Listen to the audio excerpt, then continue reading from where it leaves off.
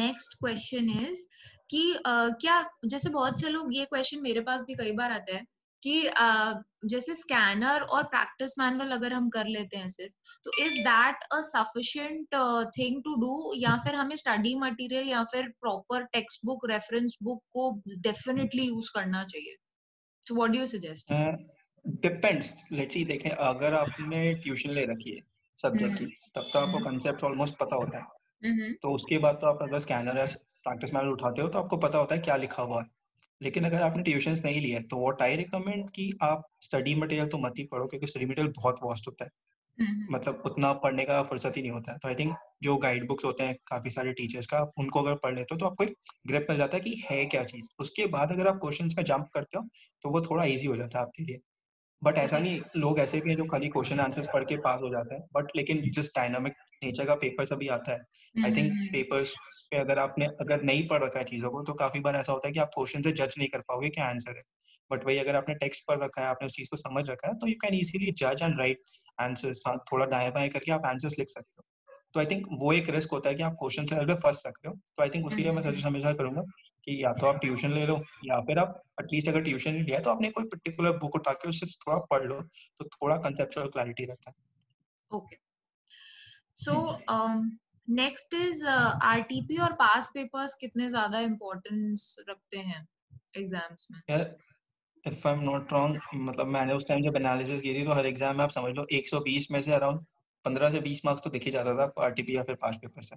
I think pass papers, मतलब मैं अगर पास पेपर जाऊँ तो मैक्सिमम 1 या 2 साल, उस मतलब 4 पेपर, उससे ज्यादा नहीं, उससे ज्यादा करने का टाइम ही नहीं होता। मैं हाँ हाँ. झूठ बोल दूंगा ट्रू. कि नहीं नहीं 10 साल के करो, 15 साल के करो, तो प्रैक्टिकली पॉसिबल नहीं है किसी के लिए, क्योंकि आप ऑलरेडी स्कैनर्स या फिर आरटीपी या फिर प्रैक्टिस मैनुअल वो कवर कर चुके होते हैं। रिपीट होके ही क्वेश्चन आता है।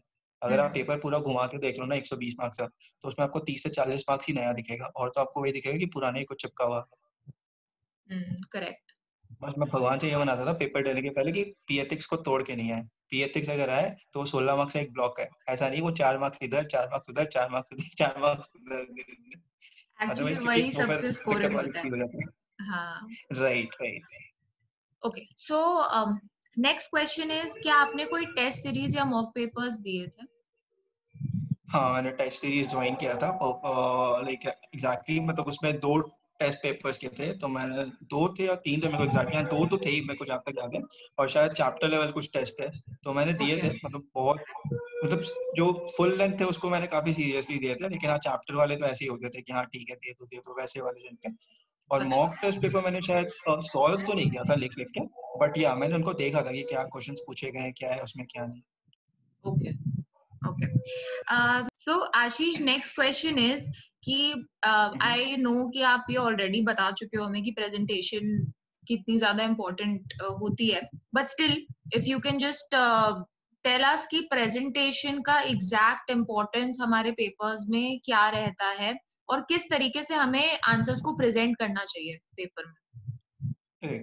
ठीक है, मतलब I will take an example, like for I think मेरा सेकंड अटेम्प्ट का पेपर था, उसमें पी एथिक्स शायद ब्रोकन फॉर्म में आया था। आई थिंक 4-4 मार्क्स से 4 क्वेश्चंस में घुसे थे।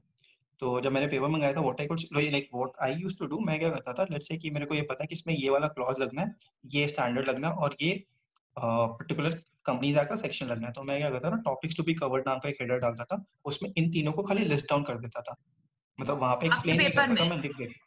हाँ, अपने पेपर में लिस्ट डाउन कर देता था। मेरा अच्छा. पहला हेडर यही जाता, टॉपिक्स टू बी कवर्ड। उसके ओके. बाद मैं लिखता था, उसके बाद था फैक्ट्स ऑफ द क्वेश्चंस, उसके बाद relation with the provisions, and उसके बाद लास्ट में कंक्लूजंस। तो ये 4 मेरे हेडर्स होते थे जो अच्छा. मैं यूज करता था। ओके. तो मैंने जब पेपर मंगाया था तो मैंने ये देखा था, टीचर ने खाली फर्स्ट 3 जो लिखे हुए थे ना कि कवरेज क्या है, मतलब टॉपिक्स टू बी कवर्ड, उसने खाली वहां टिक करके रखा था, उसने नीचे कहीं टिक भी नहीं कर रखा था, एंड उसने फुल मार्क्स अवार्ड कर रखा था। ओह, अच्छा. मतलब जो जो तो सेक्शंस और जो क्लॉजेस आपको प्रोफेशनल एथिक्स के उसमें कोट करने थे, उसका बस एक सिनॉप्सिस पे ही टीचर ने टिक मार्क कर रखा था. राइट राइट, क्या होता ओके. है, लेट्स से अगर क्या होता है, मोस्टली पीएचडी से क्वेश्चंस प्रैक्टिस मैनुअल से ही आते हैं। तो आई थिंक मेरे को याद थे एग्जैक्टली जो क्वेश्चंस आए थे वो, तो मेरे को मैं श्योर था कि ये 3 तो जाने ही हैं उसमें। तो अकॉर्डिंगली अगर आप वही लिख देते हो ना, तो सामने वाले को पता है इसके नीचे वाली आंसर तो सही होगी, तो वो चेक ही नहीं करता है। Let's say okay. अगर आपने उसी में कुछ गूफ अप कर दिया है तो वो हम्म. नीचे जाएगा ही नहीं, वो वहीं पे काटेगा। तो यहाँ पे रिस्क होता है। अगर आपको सही से पता है तब तो आप डालो, अगर सही से नहीं पता है तो ओके, सो आई थिंक जितना हम मे बी पॉइंट्स फॉर्म में प्रेजेंट करेंगे और जितना ज्यादा हम इम्पोर्टेंट कीवर्ड्स को एज एन अंडरलाइन करके जाएंगे, तो बिकॉज एग्जामिनर के पास आई नो कि 10 से 15 मिनट ही होता है एक पेपर को चेक करने के लिए, या फिर राइट। इवन उससे भी कम। तो इट्स ऑलवेज बेटर कि जो चीजों पे हम बहुत ज्यादा श्योर हैं और वो बहुत ही क्रिटिकल है आंसर के लिए, उसको हम अंडरलाइन कर ले या फिर उसको हम एज अ हेडिंग दे दें। राइट, वही बेसिकली सीधी सी बात है ना। आप जब एग्जाम दो तो आप ये सोचो ना, पेपर लिख रहे हो तो अगर आपको वो पेपर चेक करने मिले तो आप उसमें क्या चाहिए, आप कितना देखोगे। हाँ आप सोच लो अपना पेपर खुद चेक कर रहे हो तो आप कौन सा 3 घंटे लगा के पेपर चेक करोगे, आप भी तो 10 मिनट में करोगे ना। तो मैपिंग के लिए आपको क्या क्या चाहिए वो देख लो, आप कैसे मैप करोगे। Right. Okay, so last question है, so any suggestion that you have from your side to the students, maybe जो हम previous 9 questions में अगर मैंने ऐसा कुछ question में cover ना किया हो, and any suggestion that you have particularly in audit for all the students, so that we want to hear from वो ऐसे यार एक मिथ क्लियर करना है, as an people say that what is a theoretical subject, I understand, ठीक है याद करने को काफी कुछ होता है, but I think apart from याद करना समझने को भी काफी कुछ होता है ऑडिट में। Let's say like you understand, like we both are in same profile now, so we understand the importance की, मतलब अगर हम theoretically जो पढ़ते थे and practically उसको apply कर रहे हैं तो कितना difference होता है and कितना clarity आती है चीजों पे। let's say if we talk about costing principles only, like you. जब अपने अभी काम में यूज करते हैं we get to understand कि अच्छा zero defects का मतलब ये होता है, सिक्स सिग्मा ऐसे होता है। पहले तो हमें लगता था खाली बुकिश नॉलेज दिया जा रहा है। तो आई थिंक अगर आप ऑडिट को ना थोड़ा सा प्रैक्टिकल अप्रोच के साथ रिलेट करके चलोगे ना तो मैं ये नहीं बोलता हूँ कि याद हो जाएगा, बट समझने में बहुत इजी हो जाएगा एंड समझा हुआ कि समवेयर और दी अदर कैसे ना कैसे करके याद हो जाता है। तो पर्सन एक सजेशन ये रहेगा कि आप इसको 100% थियोरेटिकल सब्जेक्ट जैसे मत लो, लाइक लेट्स से इसको आप डायरेक्ट टैक्स जैसे ले लो ना, कि आपको प्रोविजन समझना पड़ेगा, क्योंकि डायरेक्ट टैक्स में भी यार अगर प्रैक्टिकल आप उठा के देख लो तो ज्यादा 30 या 40 मार्क्स का प्रैक्टिकल आता है और तो थियरी प्रोविजन बेस्ड क्वेश्चन ही आते हैं ना। बट उसके बाद भी आप बोलते हैं ना डायरेक्ट टैक्स प्रैक्टिकल सब्जेक्ट है, तो ऑडिट भी वैसा ही है प्रैक्टिकल सब्जेक्ट। आप अगर कोई भी स्टैंडर्ड उठा लो, हर स्टैंडर्ड की अपनी इंपॉर्टेंस है, वो बनी कोई रीजन के कारण। तो अगर आप उसका एसेंस एसेंस को समझोगे कि क्यों है क्या है, तो आई थिंक वो बहुत इजी हो जाएगा आपके लिए समझने को। Like you can move forward, you can play with essays, you can start linking essays, अच्छा ये ऐसे यहाँ पे है, अरे इसका तो सिमिलर रेफरेंस वहां पे था। तो अगर आप लिंक करके पढ़ोगे ना तो चीजें बहुत ईजी हो जाएंगी एंड आपके आंसर्स पे वो लिंकिंग दिखेगी कि अच्छा आपने कारों को लिंक करके रखा है स्टैंडर्ड्स के साथ, स्टैंडर्ड्स को लिंक करके रखा है कंपनीज एक्ट के साथ, क्योंकि अल्टीमेटली सीधी सी बात है, ऑडिट है क्या, फाइनेंशियल रिपोर्टिंग का ही तो पार्ट है ना, एक एक्सटेंशन है। फाइनेंशियल रिपोर्टिंग हो गई वो सही से हुई है नहीं, उसको चेक करने की एक्सटेंशन है। वर्सेस में फॉरेंसिक्स आ जाती है, इंटरनल आ जाती है, बट है तो चेकिंग मेथोडोलॉजी ना। तो समवेयर और दी अदर ये रिपोर्टिंग से रिलेट तो करती है। अगर आपकी रिपोर्टिंग बेस क्लियर है, आपको पता है रिपोर्टिंग ऐसी होती है, तो आपको उसको चेक करना भी आएगा ही ना। तो वो एक हाँ, वो एक आर्टिकलशिप में आगे लाइन एनीवेज, आर्टिकलशिप में हम सब ने ऑडिट तो करा ही होता है, तो हम डेफिनेटली उसको राइट। प्रैक्टिकली रिलेट कर ही सकते हैं।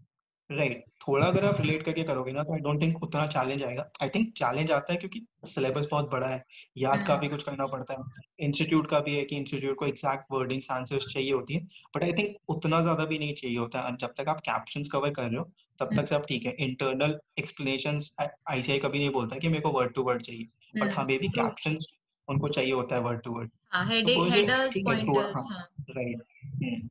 राइट, थोड़ा सा स्ट्रैटेजी लगा के अगर आप पढ़ोगे, थोड़ा सा डिस्ट्रीब्यूटेड मैनर में पढ़ोगे, की स्ट्रेंथ्स एरिया की फोकस एरिया आइडेंटिफाई करके चलोगे, तो आई डोंट गारंटी यू कि बहुत अच्छा मार्क्स आ ही जाएगा हमेशा, बट या बुरा भी मार्क्स नहीं आएगा। ओके। क्योंकि यार मार्क्स आना तो अपने हाथ में वही होता है कि अपने लिख सकते हैं, like we can present it better. अब वो चेक करने वाला किस मूड में चेक कर रहा है, कैसे चेक कर रहा है, जैसे उनको प्रेजेंटेशन समझ आया नहीं, तो काफी सारे फैक्टर्स हैं। बट या 50% फैक्टर जो हमारे हाथ में, like how we prepare, how we present and how we present on the day of the examination is something very much important. So I think इन सब चीजों पे अगर हम ध्यान देते हैं, थोड़ा सा फोकस रहते हैं, तो आई थिंक आ जाना चाहिए अच्छा स्कोर भी। Okay.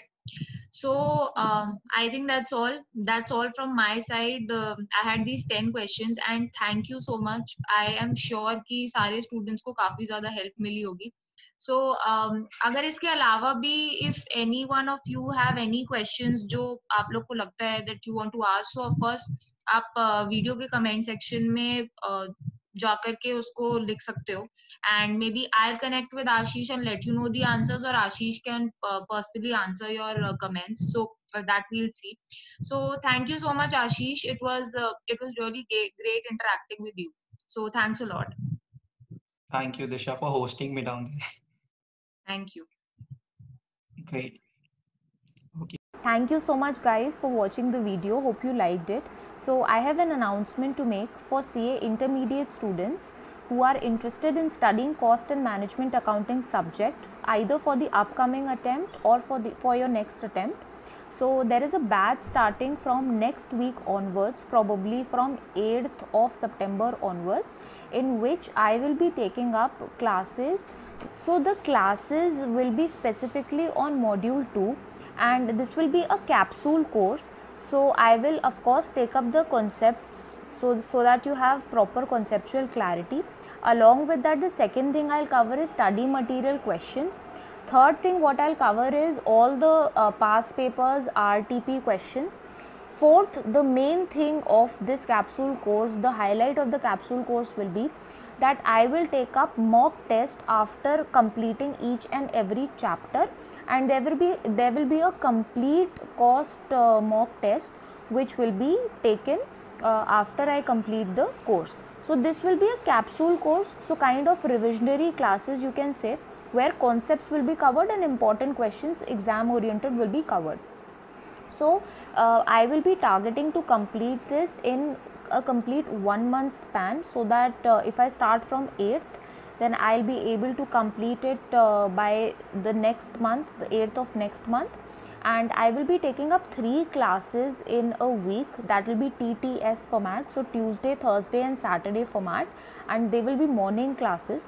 So all the details will be there in the following slide for you guys.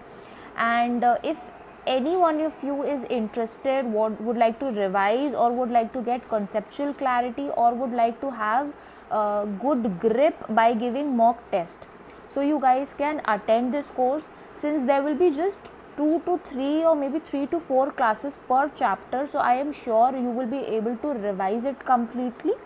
So if you are not confident in module 2 of cost and management accounting subject, then this is a great chance for you guys. So you can just register through the link that I am dropping below in the description box, and then if you register for it, I will be sharing the payment link with you guys, because I will be charging a very minimal fees for that. The details of that will also be there in the following slide. So let's look at the details of the session.